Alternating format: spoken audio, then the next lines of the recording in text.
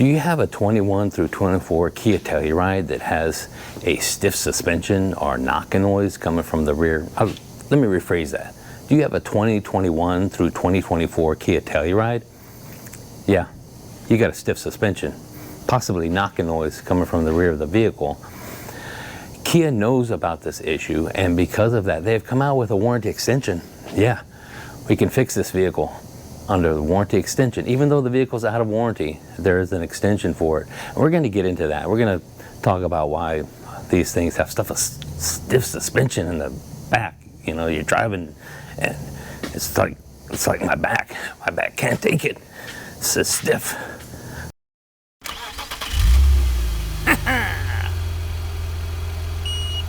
Oh no.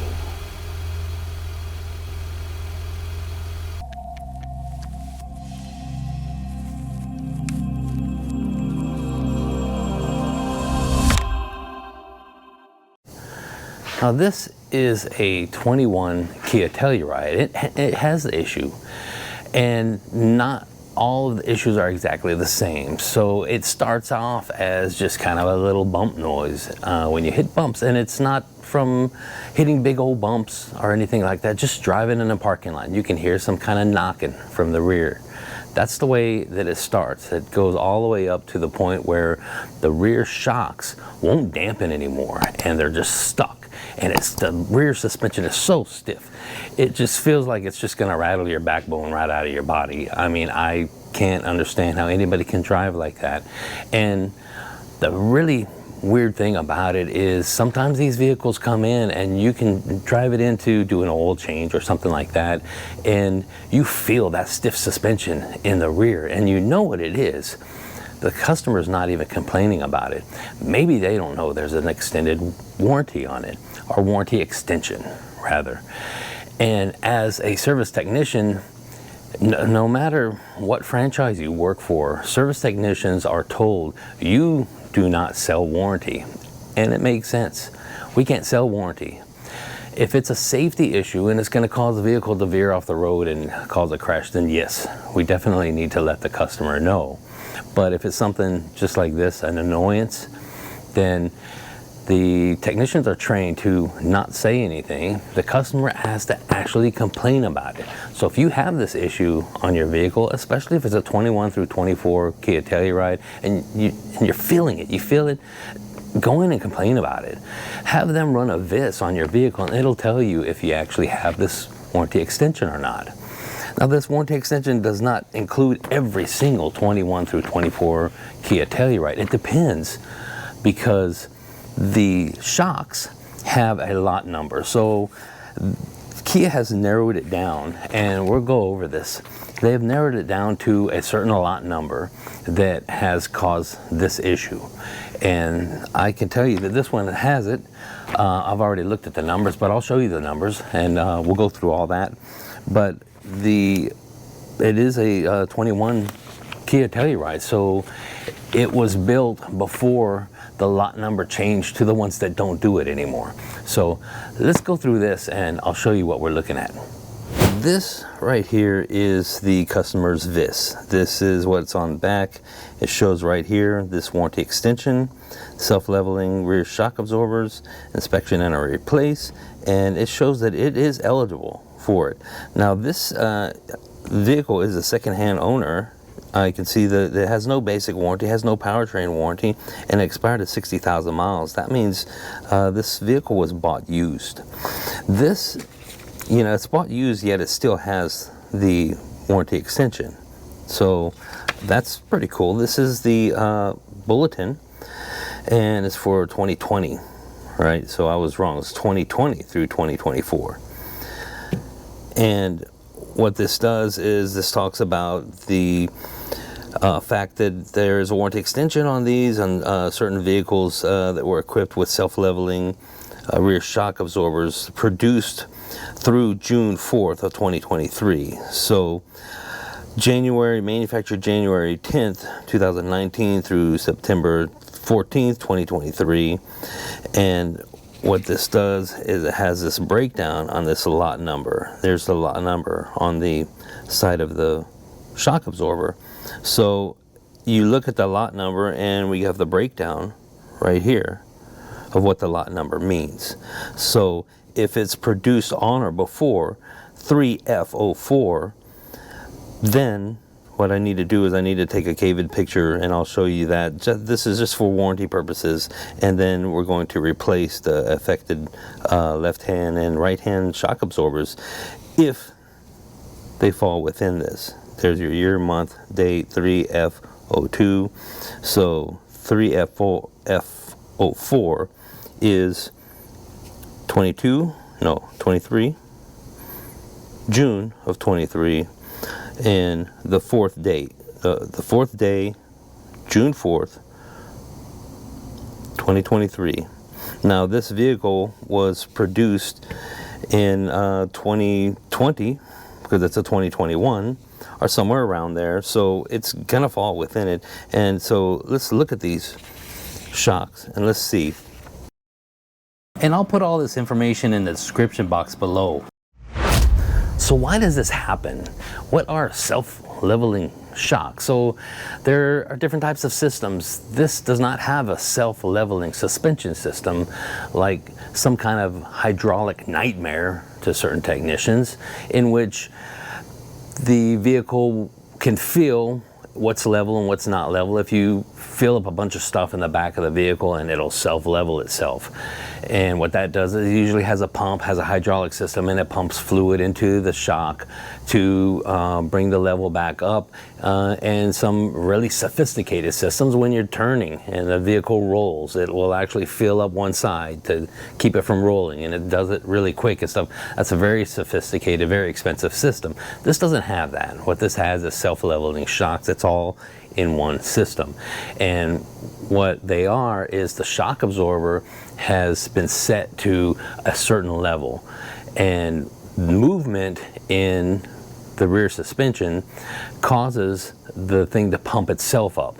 So if you were to throw a bunch of stuff in the back of the vehicle, and the back of the vehicle starts to squat down, as you drive and as the suspension moves, it automatically pumps itself up to where it's supposed to be.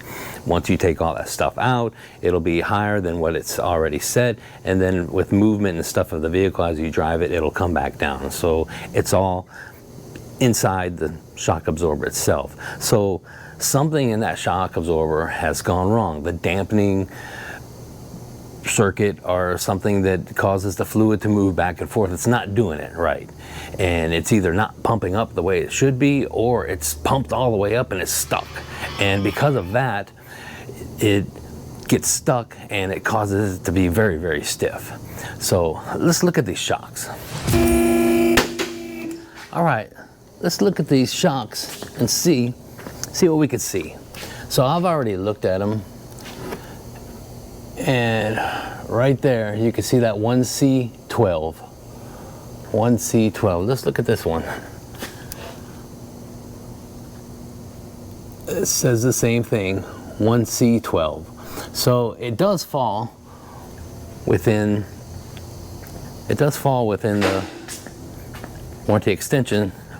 And so the 1C12 is 2021, and it's March 12th of 2021. So it definitely falls, before, let's see, what was it, 2023 June 23. So we definitely need to do them. So let's knock these out and just get her done. Okay, there's a special way to get these shocks off.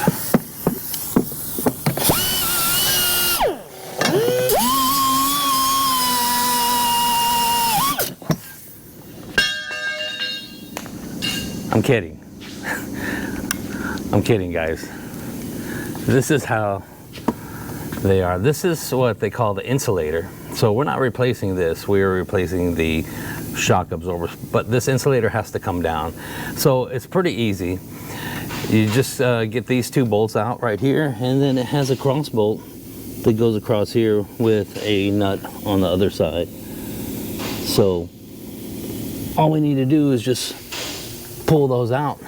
We can push this down. Hopefully we can push it down and get this out of here. So let's get into that. Let's start taking this apart. So I'm gonna get these off first. 19 millimeter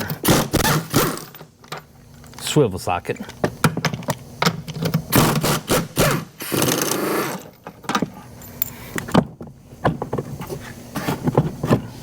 Pretty easy.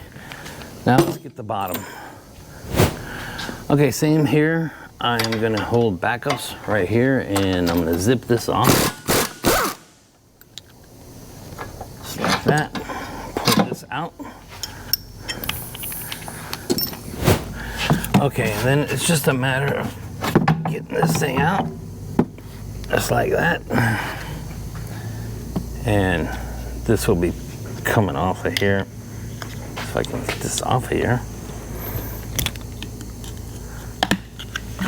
There, and that nut right there is going to be replaced too. We're going to replace the shock. We're going to take this dust cover and move it over to the new one. I'll show you that. Okay, old one, new one, of course. And we are going to be replacing this nut. This is a 17 millimeter, and it is a self-locking nut.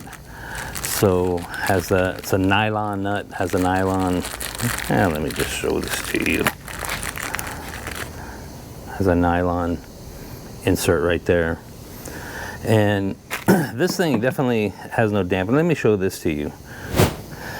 Okay, if I take this and I try and push it down, I can push it down. It has no dampening. It just comes right back up. And then the new one is so stiff I don't have enough muscle to push the thing down. I can try it once we get this top on, but let's switch this over and see what it does. All right, let's get this nut off of here.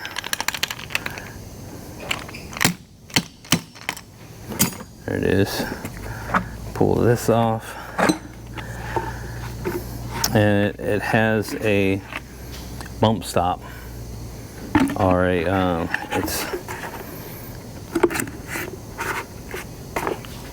let me get this put back in where it belongs. So this shouldn't fall out like that. Let me get this dust cover off. So this fits right in here, and it is a it's basically a stop. Let's stop the thing from going all the way to the bottom, from bottoming out. Bottom out stop, whatever you call it. Stick that back on there. This goes on to the new shock, of course.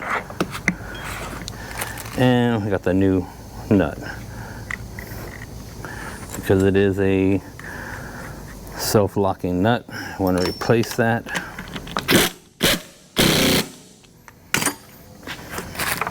That is it. Cover goes on top. And let's see if I can push this one down. Okay, so the new one, I can put all my weight on it. I cannot get the thing to push down. So there's a difference there. So I was hoping that I could show the dampening in this thing as compared to the other one, but it is a very stiff shock. And this has a lot number. The lot number is 4E11. I have to look at the code to see what that means. This one I could definitely push, and of course they're not like regular shocks because they're self-leveling. So let's get this in. All right, let's get this new one in there. Let's set it down in the slot there. Cross bolt in. Nut on the other side. I'm not going to tighten this down right away. I want to get this top part in first. So let's get this into place. So this right here has a lip right there, kind of like a dowel pin on both sides, right? And it fits inside this right there. So I can kind of get one to fit in but not the other. So what I have is I got the transmission jack right here, so I can jack this up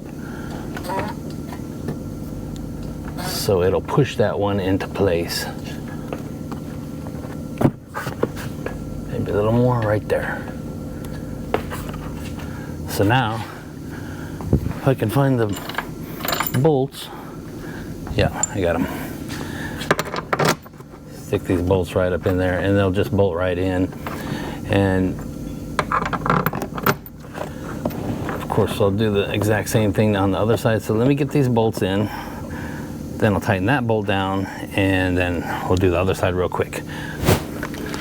Tighten these. Okay, hold backups here, tighten this nut. And that is it. Plain and simple. So now let's get to the other side. Let's knock the other side out real quick. Okay, so I forgot a vital piece of information. So I was supposed to use the KIA system and take a video showing the VIN of the vehicle, and the VIN of the vehicle is right in this door, and then both of the lot numbers on both of the shocks while they're on the vehicle, and I completely forgot to do that. So what I did is I just put this shock up against the other shock. It's just sitting right there right now, and I'm going to do that video and then I can get onto the other shock.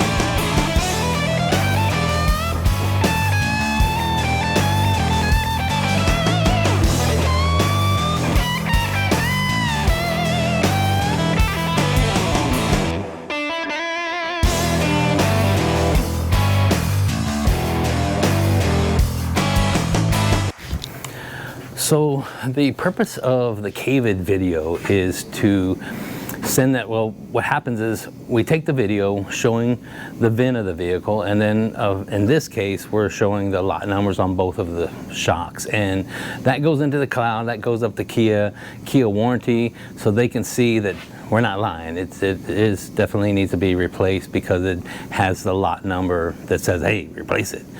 So we can't get away with anything. But and of course, if you don't do that video, then the warranty claim won't be paid, and then the dealership ends up paying for those shocks, and the technician doesn't get paid, and it's just a whole big ordeal. So that's why I had to take that video, even though I forgot. I had to get it in there. And so that's done. This vehicle actually belongs to a subscriber, brought it in for another issue. You can replace the shocks on these yourself, guys, but in this case the customer, Matt, thanks for letting me use your vehicle for this video. He brought it in for a different issue and was not complaining about the noise in the rear end. And when I first drove it in, I heard it, and I knew, and I checked, and I knew it needed it. And I talked to him, and he was, I'm pretty sure he was probably going to tell me something about it, but I told him, hey, you need to tell the advisor that there's a noise in the rear end, which he did. So he got the line added and was able to knock this out. So it's amazing to me how I can drive these vehicles in for doing an oil change or something like that, and the rear shocks are just stiff, and people aren't complaining about it. There are, if your vehicle is not covered under warranty anymore, and it doesn't have this warranty extension, but you have shocks in the rear that are stiff, I mean, you can replace them yourselves. You see, you know, it's not that hard.